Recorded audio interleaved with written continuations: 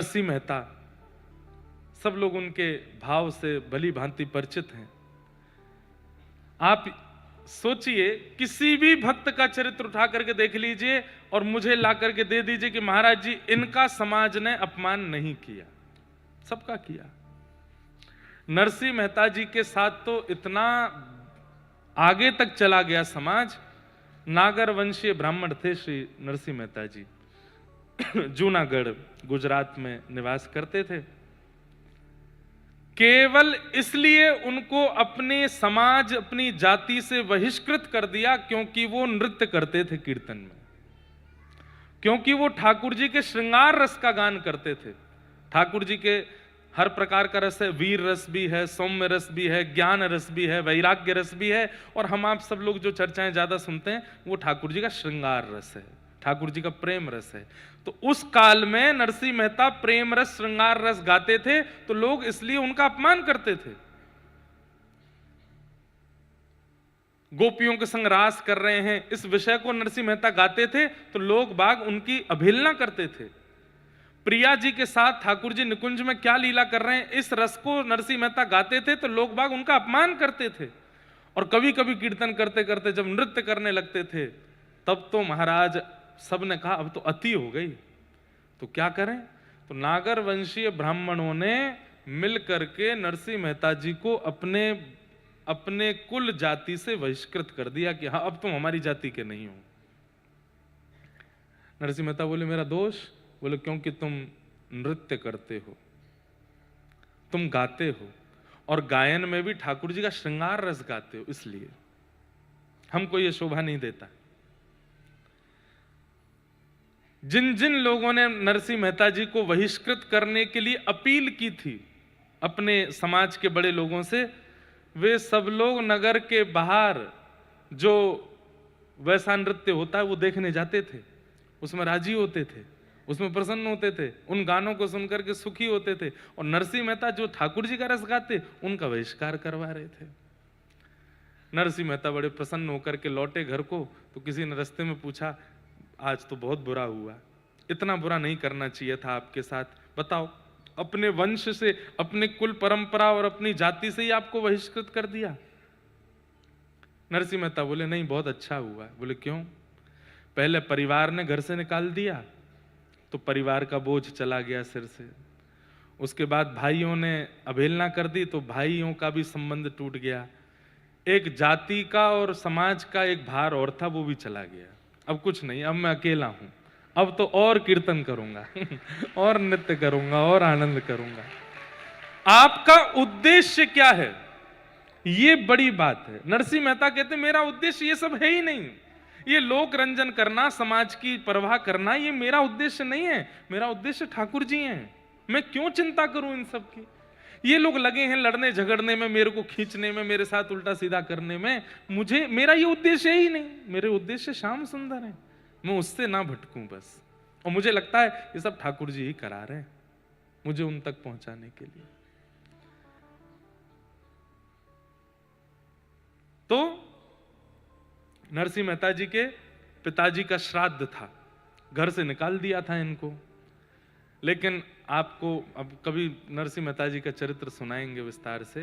नरसिंह मेहता वृंदावन गए और जब रास का अनुभव किया तो रास में इतना सुंदर इन्होंने कीर्तन गाया कि श्री प्रिया जी और ठाकुर जी दोनों ने अपने पैर का नूपुर उतार करके नरसिंह मेहता के पैर में बांध दिया। और तब ठाकुर जी ने नरसिंह मेहता को अपना, नरसिंह मेहता बोले आपकी याद आएगी तो मैं क्या करूंगा, तो बोले केदारा राग गाओ। राग केदारा नरसिंह मेहता जी को ठाकुर जी ने दिया। बोले जब जब गाओगे तब तब आऊंगा मैं। नरसिंह मेहता ने प्रैक्टिस करके एक आध बार दूर जाके गाया भी तो ठाकुर जी प्रकट हो गए। तो नरसिंह मेहता जी को ठाकुर जी ने, श्री जी ने, दोनों ने अपना नूपुर दिया। दोनों पैर में नूपुर पहन के रहते थे नरसिंह मेहता।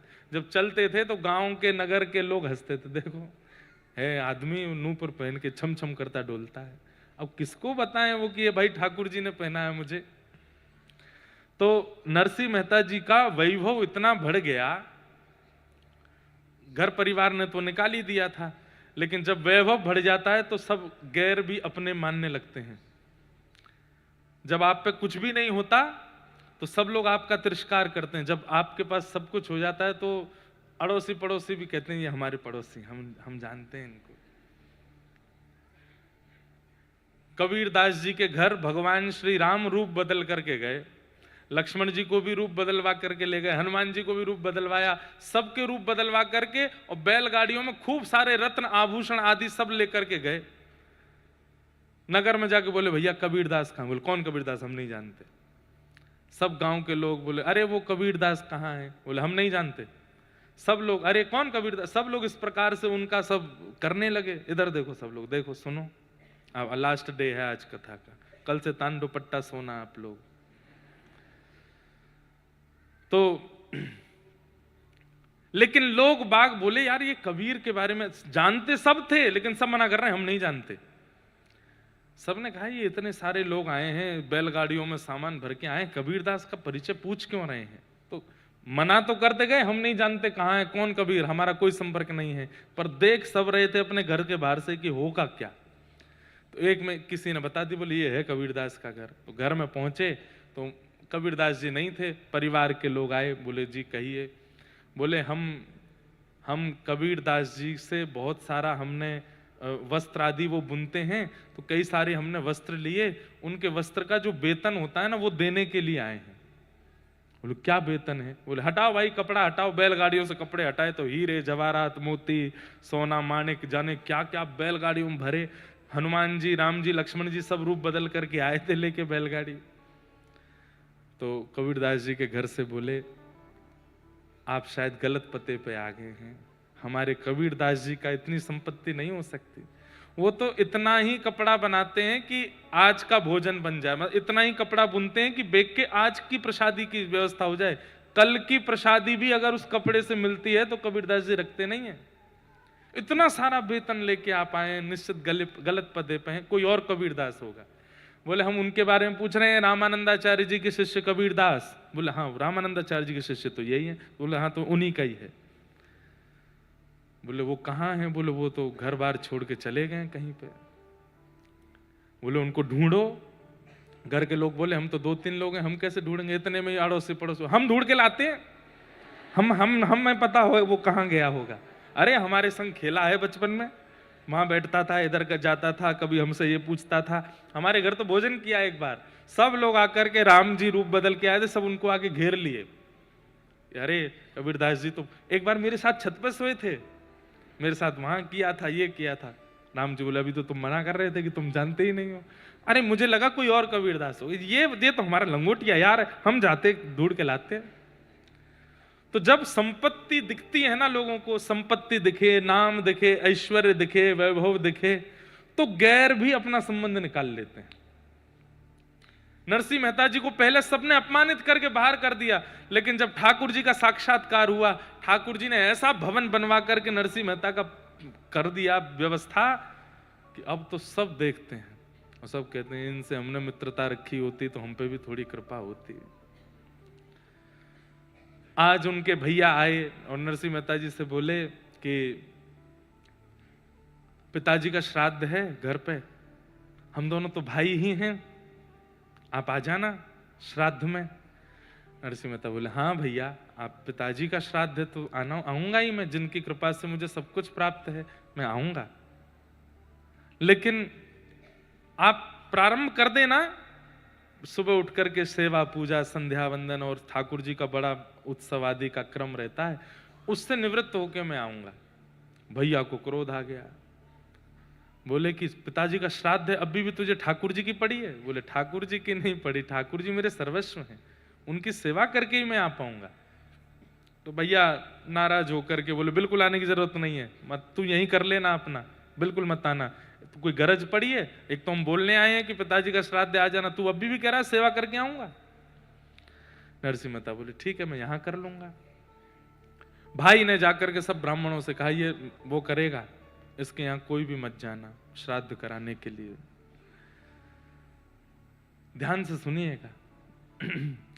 तो नरसिंह मेहता जी अपनी सेवा पूजा करके पुरोहित जी के पास गए, तो पुरोहित जी से जाके बोले वैसे तो मुझे आप लोगों ने समाज से बाहर कर दिया है, पर मेरे पिताजी तो आपके समाज के ही हैं, मैं भले ही समाज से बाहर हूं, मेरे पिताजी तो आपके समाज के, आज श्राद्ध है, आप घर आ जाएंगे श्राद्ध कराने?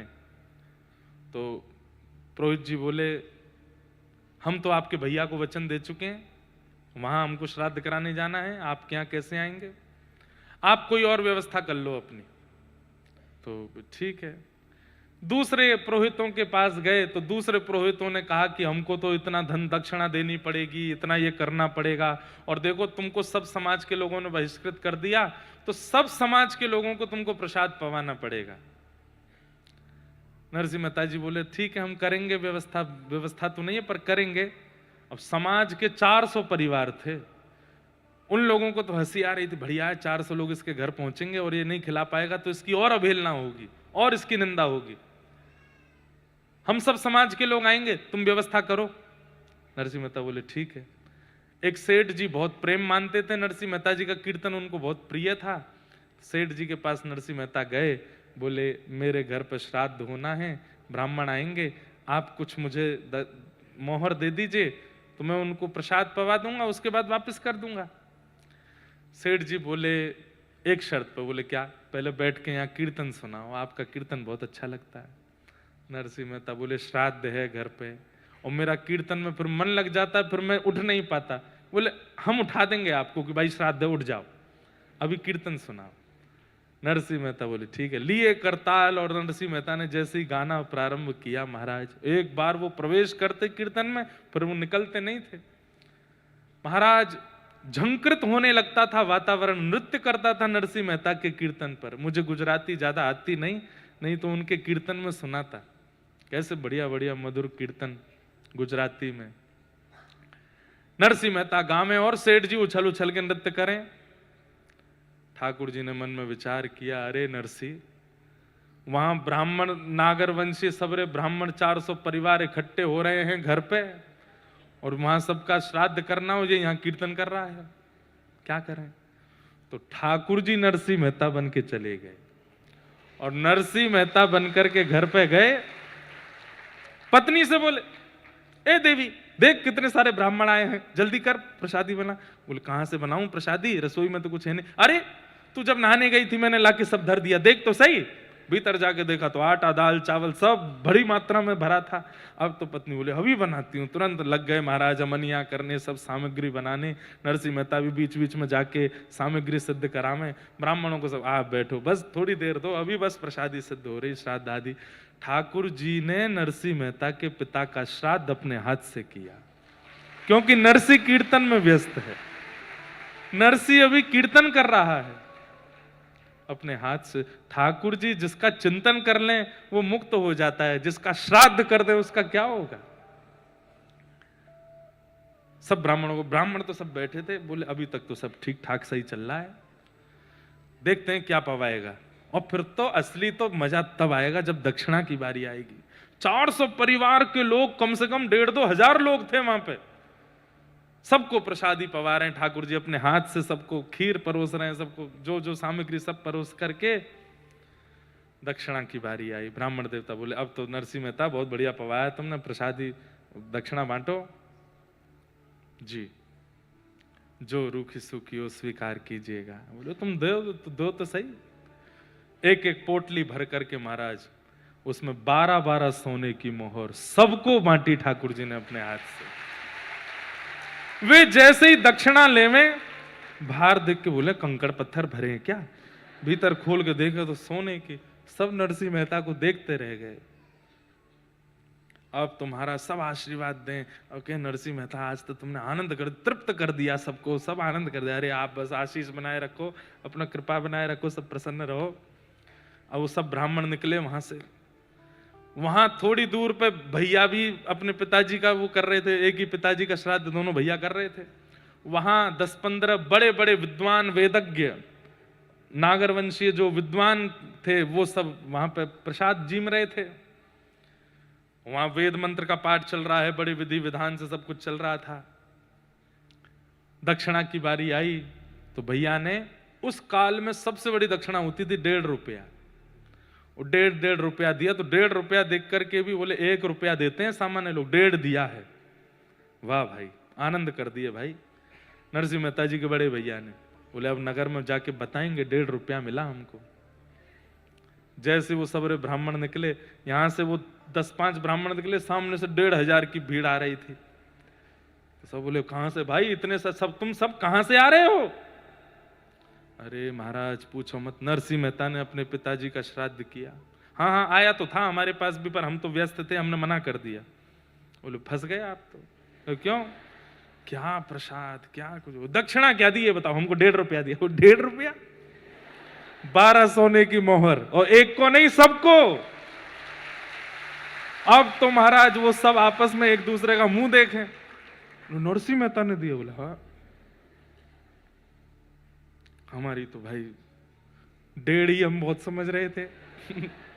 बोले महाराज हम लोगों को तो इतना मिल गया कि अब इस जन्म में किसी का श्राद्ध खाने की जरूरत नहीं है, पूरा कुल खानदान चल जाएगा, तुम खाते रहो इसके घर पे ही, हमारा तो नरसी बढ़िया है।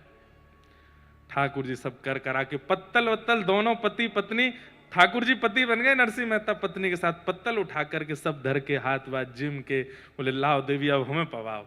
हाँ बैठो ना। बैठ गए। ठाकुर जी नरसिंह मेहता के यहाँ प्रसाद पा रहे हैं। प्रसाद पाने के बाद देवी अब तुम भी पालो, हम जाते हैं थोड़ा हाथ आदि धो के संध्या वंदन करते हैं। ठाकुर जी की प्रसादी थाली में ही पत्नियां पाती हैं, ऐसा नियम रहा।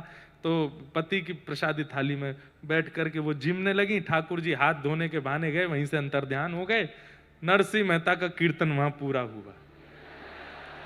सेठ जी से बोले सेठ जी तुमने बताया नहीं, वहां पे ब्राह्मण आ गए होंगे, हमारा श्राद्ध है, अब और कुछ सुनना पड़ेगा, एक नया बवाल हो जाएगा।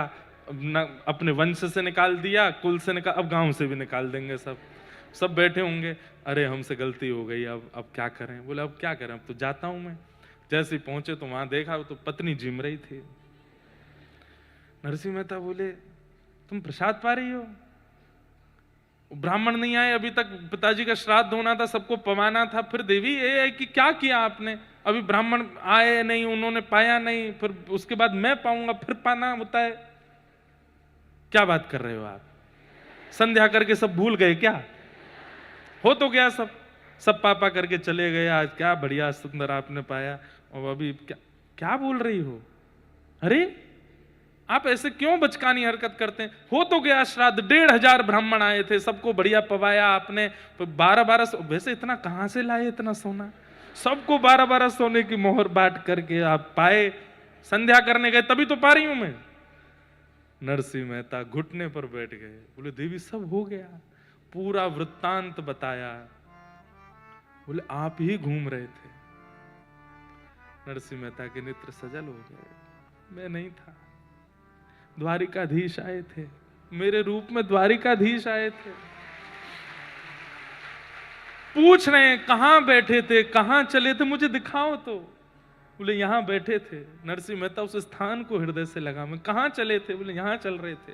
पत्तल अपने हाथ से लगाई, परोस करके गए, पिताजी का श्राद्ध किया। नरसिंह मेहता रोने लगे।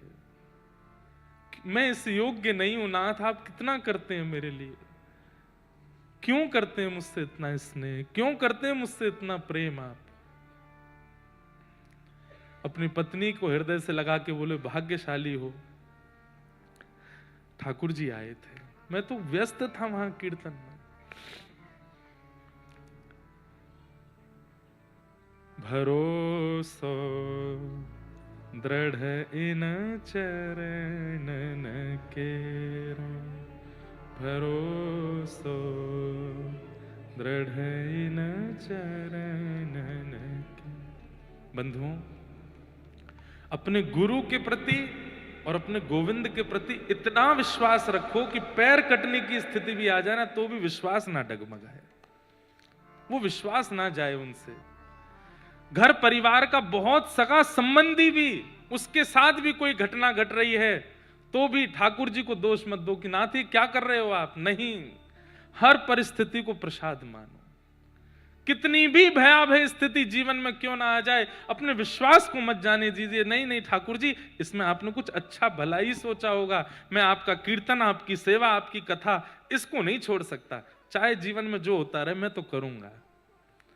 ठाकुर जी फिर वो संभालते हैं, ठाकुर जी संभालते हैं। ऐसे वैष्णवों का अपराध कभी मत करो। बंधुओं, ठाकुर जी अपने अपराध से उनको कोई फर्क नहीं पड़ता। समुद्र की एक बूंद निकाल करके बाहर फेंक करके और तुम समुद्र से कह रहे हो चल बेटा मैंने तुझे घटा दिया, समुद्र हंसेगा आप पे, क्या घटाया तेने। ठाकुर जी समुद्र हैं, आप उनका अपमान कर दोगे उनकी सेवा में। मैं बुरा नहीं मानिएगा, कई लोग कहते हैं तुमने पूजा में ये विधि गलत कर दी, मंदिर में जाके तुमने ये गलत कर दिया, ठाकुर जी नाराज हो गए। ठाकुर जी पे इतना समय नहीं है कि आपकी छोटी छोटी बातों से वो नाराज हों। हाँ, ध्यान आपको रखना चाहिए, ये आपकी जिम्मेवारी है, पर दिया नहीं जलाया ठाकुर जी नाराज हो गए, तुमने सूखी माला पहना दी ठाकुर जी नाराज हो गए, ठाकुर जी को तुमने ऐसा प्रसाद पवा दिया ठाकुर जी नाराज हो गए होंगे, ठाकुर जी के साथ ऐसा। इन सब बातों से ठाकुर जी नाराज नहीं होते। ठाकुर जी होते हैं वैष्णव अपराध से नाराज, वो मत करो बस। नरसिंह मेहता का सबने अपराध किया, ठाकुर जी ने उनको स्वीकार किया। आपको पता है नरसिंह मेहता जी का भगवत धाम गमन कैसे हुआ था? जन्माष्टमी का दिन रात्रि में पास के गांव में कीर्तन करने के लिए गए। रोज का हर जन्माष्टमी पर कीर्तन करने जाते थे, तो रात्रि का कीर्तन करते, ठाकुर जी का अभिषेक आदि करके फिर विश्राम करते, फिर सुबह नंद महोत्सव करते थे। लेकिन एक दिन नरसिंह मेहता रात्रि में कीर्तन करने के लिए गए, रात भर कीर्तन करते रहे, अभिषेक हो गया, बधाई बट गई, उसके बाद भी कीर्तन चलता ही रहा, चलता ही रहा, चलता ही रहा। लोग नृत्य कर रहे हैं। महाराज कहीं अधिक समय हो जाता है तो लोग जाने लगते हैं, पर वहां भीड़ और बढ़ने लगी, चारों तरफ से भीड़ है, गांव के दूर दूर के लोग आ गए और नरसिंह मेहता लिए करताल, 12 घंटे हो गए नृत्य करते करते। और इतने में ही किसी ने कहा नंद महोत्सव प्रारंभ हो गया, सुबह के 8 बजे हैं। ठाकुर जी पलना में बैठ गए, तब बधाई का पद गाया, नंद के आंगन में बधाई बज रही है और नरसिंह मेहता बधाई मांग रहे हैं, सब लोगों के आगे ऐसे झोली फैला करके नृत्य कर रहे हैं, मेरे लाला को प्राकट्य भयो, बधाई दो, बधाई दो। इस प्रकार झूमते झूमते, बधाई लेते लेते, कीर्तन करते करते, घूमते घूमते घूमते वहीं पलना के सन्मुख बैठ गए और वहीं ठाकुर जी में विलीन हो गए। नंदोत्सव के दिन ठाकुर जी का कीर्तन गाते गाते ठाकुर जी के भाव में विलीन हुए। ऐसे नरसिंह मेहता। तो वैष्णव अपराध मत करो। नारद इंद्र ने आकर के भगवान से क्षमा मांगी, भगवान ने उसको क्षमा कर दिया, बोले कोई बात नहीं ठाकुर जी मैंने बहुत गलत किया, आप